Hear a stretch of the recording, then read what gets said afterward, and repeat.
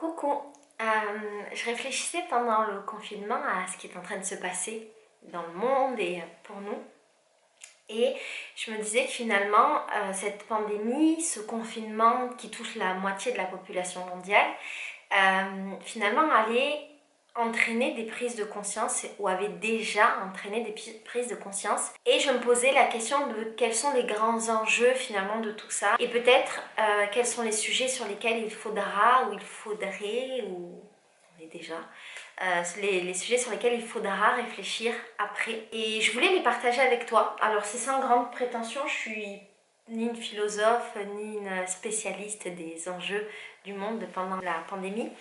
Et en même temps, ce que je te dis, je pense que c'est pas nouveau et je pense qu'en fait, tu y as très certainement déjà pensé. Mais j'avais quand même envie de le partager avec toi aujourd'hui. La première grande prise de conscience, c'est qu'en fait, on est tout petit. Et c'est intéressant parce qu'en fait, en tant qu'homme, on se sent toujours très grand, on se sent haut de l'échelle et on se sent un peu supérieur à la nature, aux animaux, à tout ce qui nous entoure et on a un peu l'impression qu'on maîtrise les choses.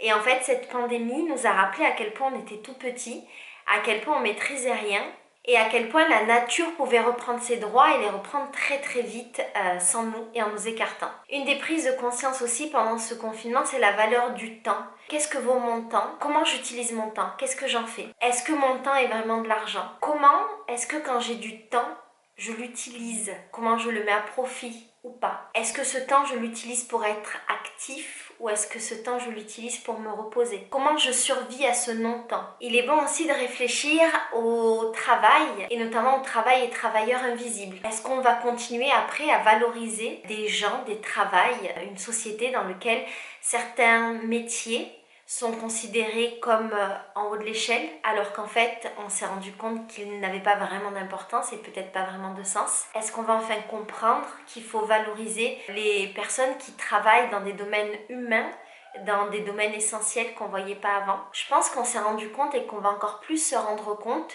de la valeur de l'humain, la valeur de l'autre, la valeur de la solidarité, l'importance du lien social. Et je pense notamment aux gens qui sont seuls et qui doivent forcément se rendre compte à quel point on a besoin de l'autre. Je pense qu'on va se rendre compte à quel point il est important de se connecter à l'autre, de faire avec l'autre. Et qu'une partie de notre bonheur dépend aussi de l'autre et de cette connexion qu'on a réussi à établir avec lui. Je pense qu'il est bon de réfléchir aussi à l'importance de la famille, le lien avec la famille et notamment le lien avec nos anciens que souvent on oublie, qu'on laisse. Peut-être qu'on va réfléchir enfin à quelle est la place de ma famille et de mes anciens dans ma vie, dans mon présent. Est-ce que je suis vraiment connectée avec les gens de ma famille?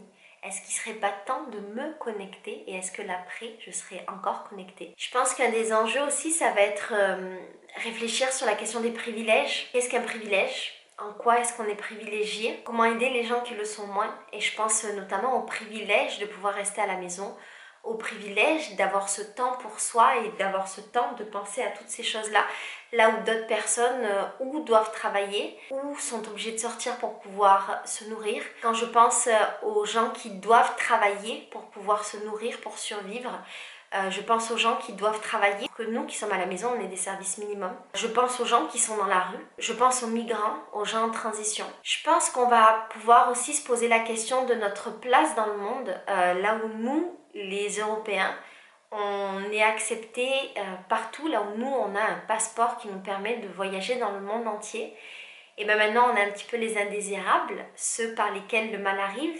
Et peut-être qu'il serait bon de voir ce que ça nous fait que de se sentir indésirable pour peut-être revoir la manière dont on accueille les autres, qui eux ne sont pas en vacances ou en déplacement, mais qui fuient leur pays pour ne pas mourir. Je pense que c'est intéressant aussi de réfléchir à notre consommation, à notre place dans cette société de consommation, peut-être réfléchir à comment être plus autosuffisant et comment générer moins de déchets, comment avoir un impact plus faible sur la planète, sur l'écosystème.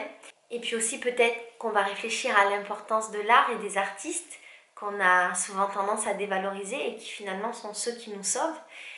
J'imagine pas ce que serait cette quarantaine pour tout le monde s'il n'y avait pas l'art, la musique, la danse, s'il n'y avait pas les films, s'il n'y avait pas le théâtre et tout ce qui nous permet un petit peu de nous évader. Voilà ce qui représente pour moi les enjeux de demain, les réflexions à avoir qu'on peut déjà avoir ou qu'on a déjà eu. Peut-être que cette liste évoluera en fonction de l'évolution de cette pandémie. Peut-être qu'on prendra le temps d'y réfléchir ou peut-être que malheureusement on reviendra au même avant et on reprendra juste là où on s'est arrêté. Et ce serait vraiment dommage.